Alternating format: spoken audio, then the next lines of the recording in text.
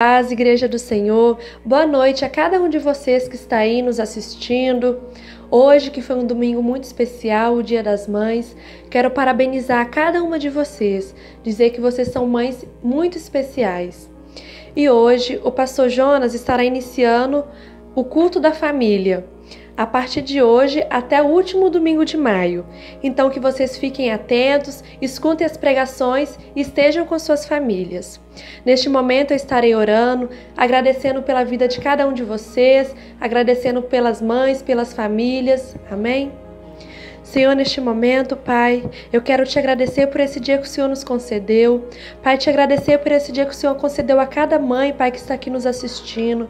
Pai, que o Senhor venha abençoar cada uma delas, venha abençoar o lar, Pai, em nome do Senhor Jesus. Pai, que o Senhor venha ser o provedor da casa de cada um. Pai, que o Senhor venha trazer bênção, Senhor. Pai, que venha ser mães vitoriosas, mães sábias, Pai. Mãe que venha edificar os seus lares, Senhor. Pai, eu te agradeço, Pai, por esse culto que iniciará hoje, o culto da família. Pai, que o Senhor venha abençoar cada família, cada homem, cada mulher, Pai, cada filho. Pai, que o Senhor venha sustentar cada família, Pai, da tua igreja, Pai. Pai, cada família, Pai, que está aqui nos assistindo, Senhor. Pai, graças te damos por tudo que o Senhor tem feito e irá fazer, Pai, através desses cultos na casa de cada um. Amém. É uma alegria muito grande poder estar aqui nesse dia especial. Quero, mais uma vez, agradecer a Deus pela vida das mamães, que Deus continue as abençoando, em nome de Jesus. Acredito que você teve um dia muito especial. Eu quero, então, compartilhar com você, conforme minha esposa disse, uma palavra direcionada para abençoar sua casa, abençoar sua família. Então, a partir de hoje até o final de maio, em todos os domingos, estaremos compartilhando palavras específicas para que possam ser bênção aí dentro do teu lar. Então eu te convido a abrir no livro de Josué, capítulo de número 6, versículos de 25 a 27. Josué, capítulo de número 6, versículos de 25 a 27. Josué, capítulo 6, de 25 a 27. Diz assim a palavra do Senhor: Mas Josué poupou a prostituta Raabe, a sua família e todos os seus pertences, pois ela escondeu os homens que Josué tinha enviado a Jericó como espiões. E Raabe vive entre os israelitas até hoje. Naquela ocasião, Josué pronunciou este juramento solene: Maldito seja diante do Senhor o homem que reconstruir esta cidade de Jericó. Ao preço de seu filho mais velho lançará os alicerces da cidade. Ao preço de seu filho mais novo, porá as suas portas. Assim o Senhor esteve com Josué, cuja fama espalhou-se por toda a região. Agora Josué, capítulo 7, vamos dar continuidade.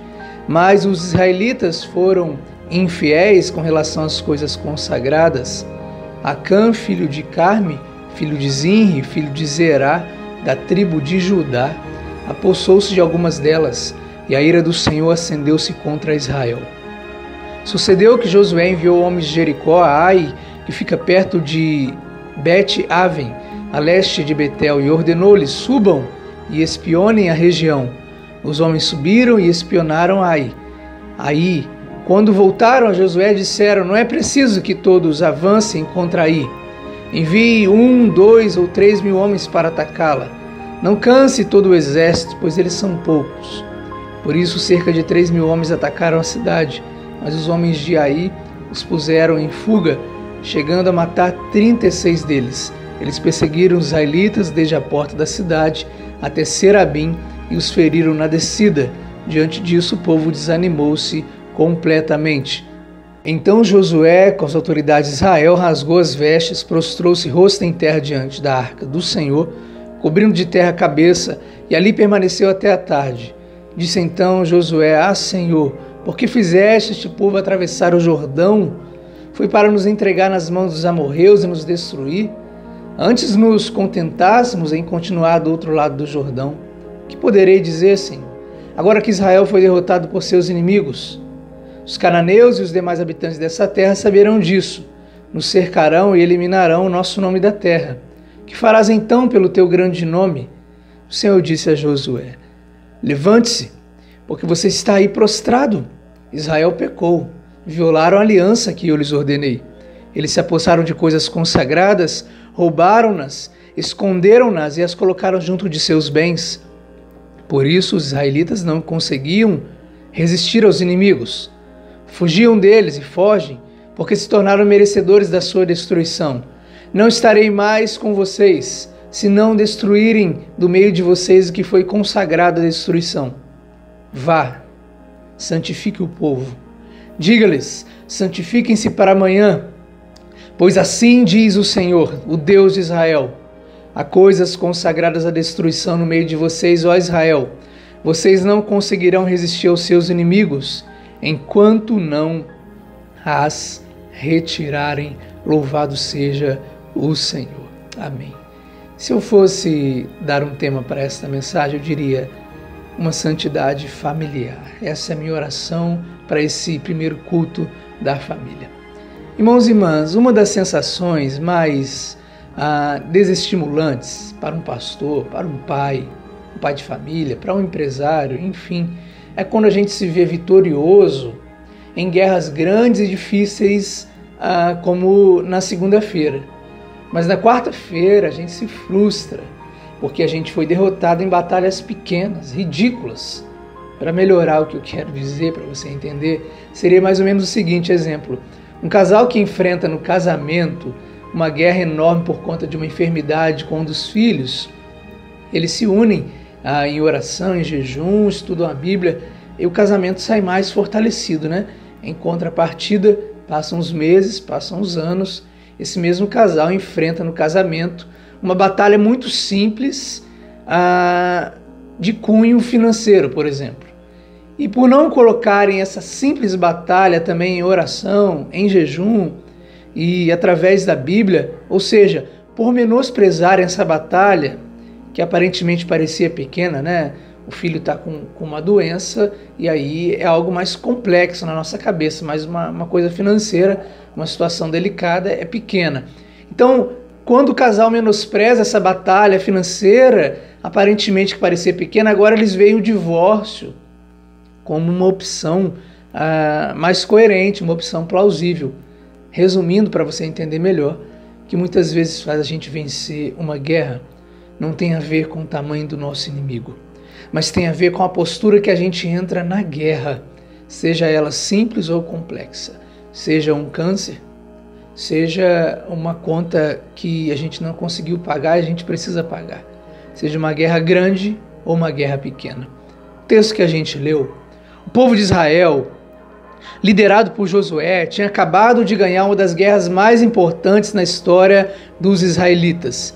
Eles tinham simplesmente derrotado os moradores daquela região e tinham nada mais nada menos conquistado a terra prometida, que naquele momento era uma região conhecida como Jericó. Essa vitória foi tão grande, significativa e emblemática que a fama de Josué como líder, ela se espalhou por muitos lugares.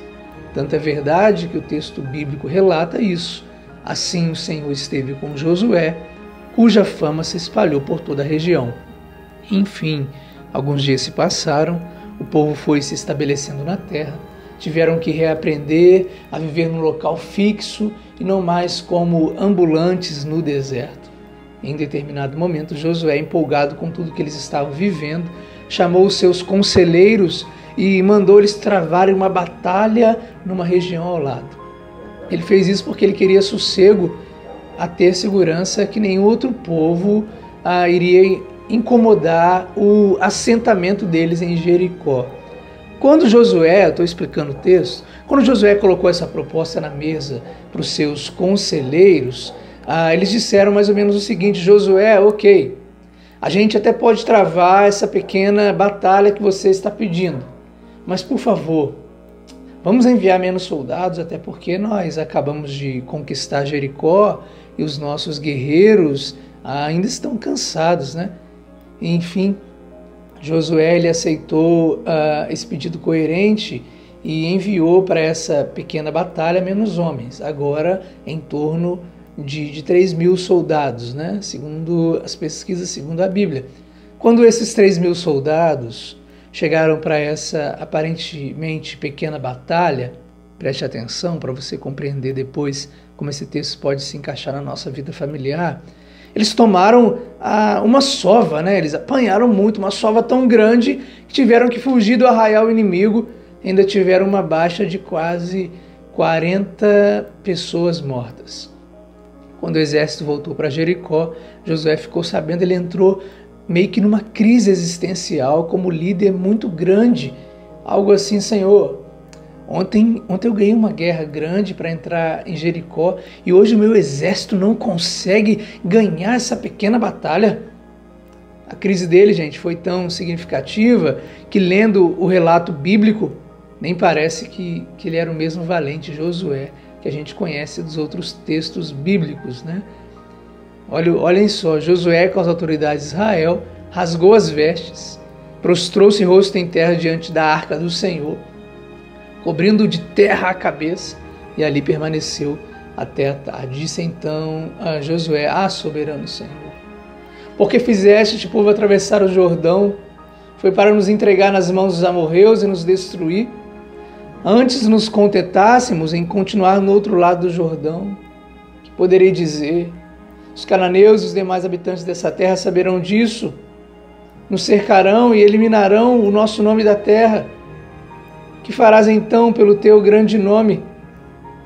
Quando Deus viu essa ceninha ridícula de Josué e seus líderes, quando ele percebeu que Josué estava meio que culpando ele por conta dessa baixa nessa guerra minúscula, quando Deus percebeu essa instabilidade emocional e espiritual em Josué e meio que estava desconhecendo Josué por conta dessa postura, olhem só o que Deus disse para ele: Josué, levante-se. Por que você está aí prostrado, filho? Israel pecou, violaram a aliança que eu lhes ordenei. Eles se apossaram das coisas consagradas, roubaram-nas, esconderam-nas e as colocaram junto de seus bens. Por isso os israelitas, Deus dizendo para ele, não conseguem resistir aos inimigos. Fogem deles porque se tornaram merecedores da sua destruição. Não estarei mais com vocês, se não destruírem do meio de vocês o que foi consagrado à destruição.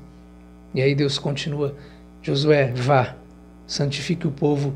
Diga-lhes, santifique-se para amanhã, pois assim diz o Senhor, o Deus de Israel: há coisas consagradas à destruição no meio de vocês. Ó Israel, vocês não conseguirão resistir aos seus inimigos enquanto não as retirarem. Em outras palavras, Deus estava dizendo mais ou menos o seguinte: Josué, filho, onde você estava com a cabeça de achar que eu sou o motivo da derrota de vocês? Josué, a culpa não é minha. A culpa é de vocês. Josué, talvez você não saiba, mas quando vocês entraram em Jericó e tomaram posse da terra que agora vocês estão morando, teve um cara da tribo de Judá que escondeu uma túnica consagrada a outros deuses. Por conta da presença e da legalidade de outros deuses no arraial de vocês, mediante essa túnica, Deus está dizendo para eles: eu decidi sair de cena, já que parece ter um outro Deus comandando vocês. Quando Josué, totalmente desavisado desse assunto, ficou sabendo disso, irmãos e irmãs, Igreja do Senhor Metodista em Vila Tiradentes, olhem só o que ele fez. Na manhã seguinte, Josué mandou os israelitas virem à frente segundo as suas tribos, e a de Judá foi escolhida.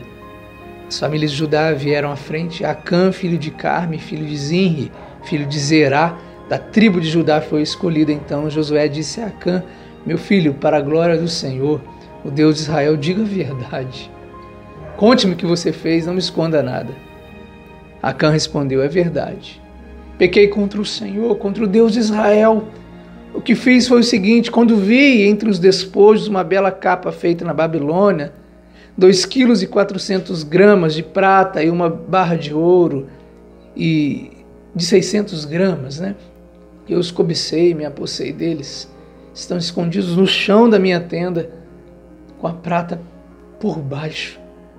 Josué então enviou alguns homens que correram até essa tenda, e lá estavam escondidas as coisas com a prata por baixo. Retiraram-na da tenda e as levaram a Josué, a todos os israelitas, e as puseram perante o Senhor. Então Josué com todo Israel, levou Acã e a prata e a capa, a barra de ouro, seus filhos e filhas, seus bois, seus jumentos, suas ovelhas, sua tenda e tudo que lhes pertencia ao vale de Acor. Disse Josué: porque você nos causou esta desgraça, hoje o Senhor lhe causará desgraça. E todo Israel o apedrejou. Depois apedrejou também os seus e os queimou no fogo. Então o Senhor se afastou do fogo da sua ira. Talvez você diga assim: pastor, não estou entendendo nada, é tanta explicação. O Antigo Testamento ele tem um contexto denso, mas você vai compreender. Em resumo, por conta do pecado ridículo e sem noção desse tal de Acã, de roubar uma capa consagrada a outros deuses, Deus se afastou do povo dele. Israel perdeu na guerra quase 40 pais de família. As famílias da tribo de Judá foram envergonhadas e o pior, para que Deus viesse perdoar esse pecado, a tenda de Acã foi destruída, a maldita capa com ouros e pratas foi destruída, as ovelhas, jumentas e bois de Acã foram destruídos. E o mais lamentável dessa história, Acã e todos os seus filhos e filhas foram mortos através do apedrejamento. O modo pelo qual as pessoas morriam por cometer erros assim. Ou seja, uma grande parte da tribo de Judá teve que morrer para que Deus viesse a perdoar o seu povo. Tudo isso por conta de um homem irresponsável. Eu quero dizer para você que está me assistindo nessa noite, sabe, gente, hoje é o nosso primeiro culto da família do ano, e por mais que pareça trágico a gente estudar esse texto nesse domingo, Dia das Mães, pastor, que isso? Texto que fala da morte de uma família inteira por conta do líder desse lar. Acredite, eu tenho uma boa notícia para você e para sua família. A boa notícia hoje que eu trago é que ninguém, que eu trago no nome de Jesus, é que ninguém vai precisar morrer para pagar pelos pecados de ninguém, porque alguém já fez isso. É o leão da tribo de Judá, Jesus Cristo, que se fez pecado por nós. O sacrifício perfeito já morreu e ressuscitou por nós. E através da nossa confissão e arrependimento e santidade, podemos ser perdoados de todos os nossos pecados e das simples às mais complexas guerras, seremos mais ou sairemos mais que vencedores em Cristo Jesus. O evangelista João escreveu na sua primeira carta um texto que tem a ver com isso que eu acabei de dizer. Se andamos na luz, como Ele está na luz, temos comunhão uns com os outros. E o sangue de Jesus, seu Filho, nos purifica de todo pecado. Se afirmamos que estamos sem pecado, enganamos a nós mesmos e a verdade não está em nós. Mas se confessarmos os nossos pecados, Ele é fiel e justo para perdoar os nossos pecados e nos purificar de toda injustiça. Amém. Quero dizer para você, por mais que você, esposo que está me assistindo, você, esposo, por mais que tenha escondido algo da sua esposa há dias, anos ou meses, por mais que você, esposa, tenha escondido algo de seu esposo há dias, anos ou meses, por mais que você, filho ou filha, tenha escondido algo do seu pai, da sua mãe, por dias, anos ou meses, e até mesmo você, pai e mãe, tenha escondido algo dos seus filhos, e vocês têm percebido que algumas lutas tão simples e tão complexas, vocês não têm conseguido vencer por conta de mentiras e meia-verdades infantis, como desse relato do texto que a gente leu. Hoje é dia de, em família, vocês entrarem nessa guerra, não na força do braço de vocês, por favor, mas na força do braço do Senhor. E abrirem um jogo, sabe? Sentarem numa mesa e falarem: vamos conversar, vamos parar de brigar, vamos parar de esconder as coisas, de mascarar as coisas. O que está acontecendo? Porque sem unidade, Deus não poderá abençoar o teu lar. Deus não poderá abençoar a tua casa. Aproveite esse tempo de isolamento, de quarentena, não fique no celular, cada um no seu celular, no seu quarto. Não. Senta na mesa para tomar café, para almoçar. Você que dita na tua casa aí, que é o líder de frente, diz assim: gente, vem todo mundo para cá, agora é hora da gente orar. Agora é hora da gente poder assistir uma palavra. Como eu disse no início, né? Que muitas vezes faz a gente vencer uma guerra, não tem a ver com o tamanho do nosso inimigo, mas tem a ver com a postura com que a gente entra na guerra. Seja ela simples ou complexa, grande ou pequena, seja quando alguém da família estiver com uma doença tão complexa como o câncer. Todo mundo entra em oração, entra em guerra, na batalha espiritual, mas quando tem um problema pequeno a gente menospreza, ninguém quer saber de orar, de buscar a Deus, e a gente fica cada um lutando com a força do nosso braço. A mesma santidade para vencermos grandes guerras, como um câncer, coronavírus, é a mesma santidade. O que é santidade?